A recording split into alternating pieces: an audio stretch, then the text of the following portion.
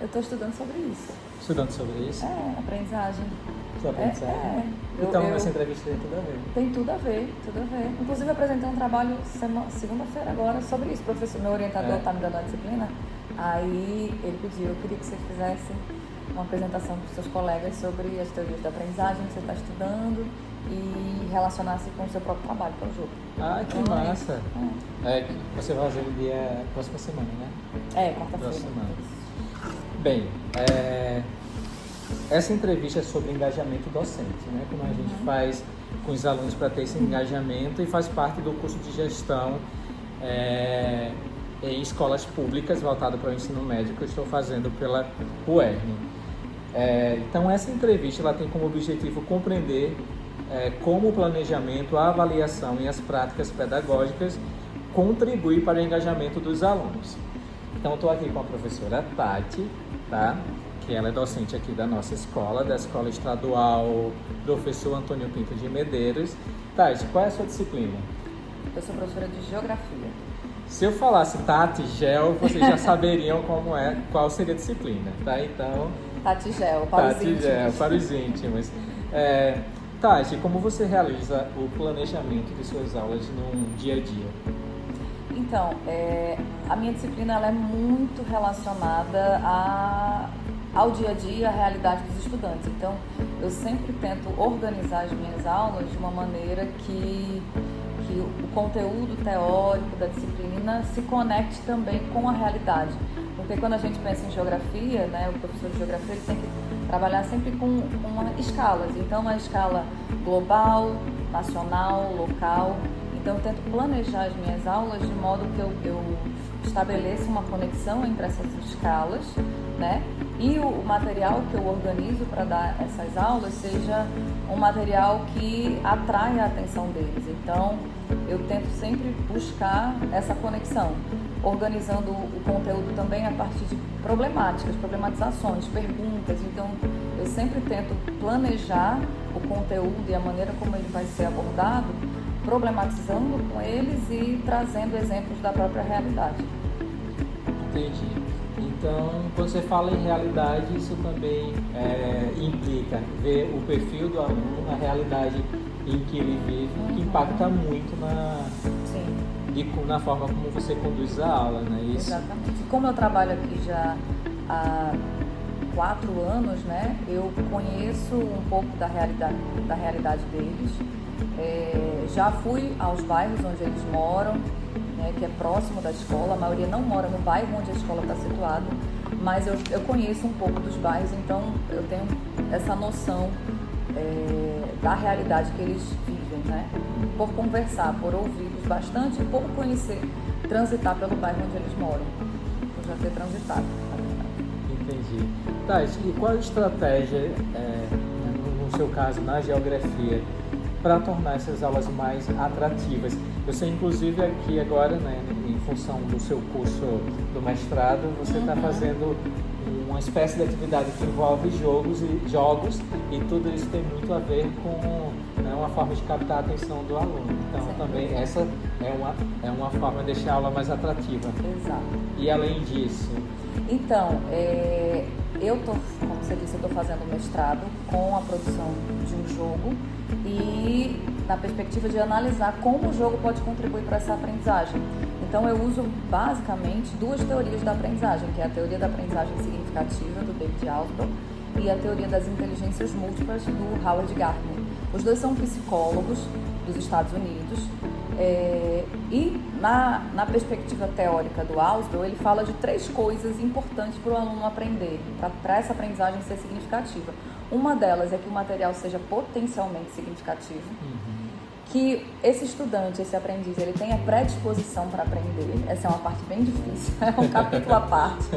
E a terceira, ele fala de um conceito que ele chama de subsunsor, que são as informações prévias.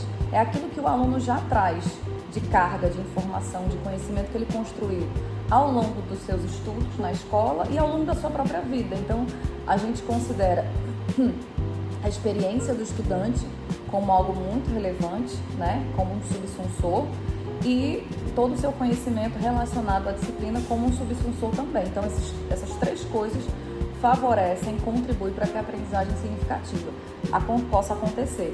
Aí, do ponto de vista do Gardner, por exemplo, ele fala que existe uma pluralidade muito grande do intelecto, e a sala de aula é um exemplo disso.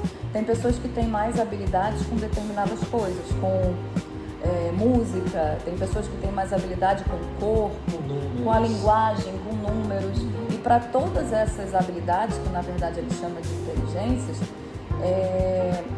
a gente tem exemplares, vamos dizer assim, dentro da sala de aula, né? De repente você tem inteligências suas que são mais desenvolvidas, outro aluno tem, outro professor, outra pessoa tem outras inteligências mais desenvolvidas. Então, uma forma de explorar essas inteligências em sala de aula é justamente diversificando as linguagens utilizadas, e o jogo entraria como uma linguagem diferente, né? Diversificação de metodologias, o uso de fotografias, o uso de mapas, no meu caso, a própria diversificação metodológica, jogos, debates, produção textual. Então, quanto mais você diversifica a linguagem, as metodologias, mais você consegue atingir as diversas inteligências que existem dentro de uma sala de aula.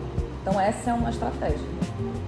E isso tem muito a ver com o que hoje, né, vem se pedindo pelo próprio MEC, as secretarias de educação, de o aluno não ser avaliado apenas daquela forma tradicional que a gente vem fazendo. Exatamente. Né? E sua pesquisa, né, tem embasamento teórico em autores lá dos Estados Unidos, o fator grandioso da ciência. Uhum. É isso, né? Algo de lá que a gente pode aplicar aqui de forma empírica. Exatamente. E colher resultados. Né? Então, a ciência não tem fronteiras, né, de a gente conseguir avaliar.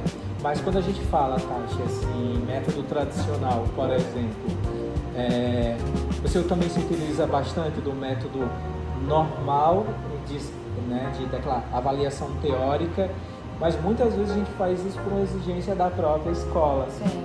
Né? Porque muitas escolas lá tem aquele padrão de atribuir 5 pontos uma determinada avaliação e outros 5 pontos, o que pode, inclusive, moldar, né, a forma de trabalho do professor.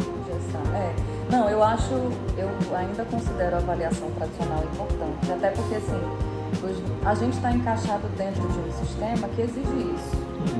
Os alunos, no caso aqui do ensino médio, vão fazer o Enem, e o formato de avaliação é esse formato tradicional, então não tem como eu sair disso, né? Isso que eu exemplifiquei é uma parte do processo avaliativo, mas não por isso eu deixo de considerar as avaliações tradicionais. Então eu aplico prova também, e isso aí faz parte do processo, é essencial. Aqui na nossa escola, acredito também em várias outras escolas, a gente lida com um desafio muito grande, que é a desmotivação dos alunos, né? E dependendo do turno, isso se agrava muito, né? Se a gente vai para o público da noite, a falta de perspectiva de futuro é muito grande. Então, o que é que a gente pode fazer para motivar os alunos, né?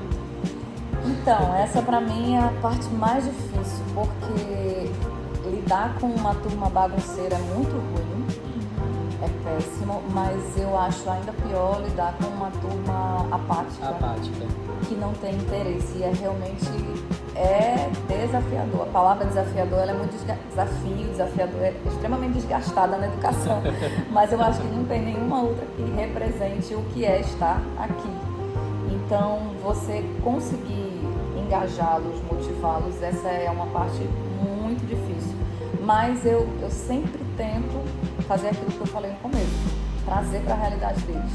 Eu tento dar sentido, eu tento dar a aula, explicar o conteúdo de um jeito que se conecte com algo que eles já sabem, com algo que faça sentido para eles. Porque eu acho que a escola e o conhecimento, ele tem que fazer sentido.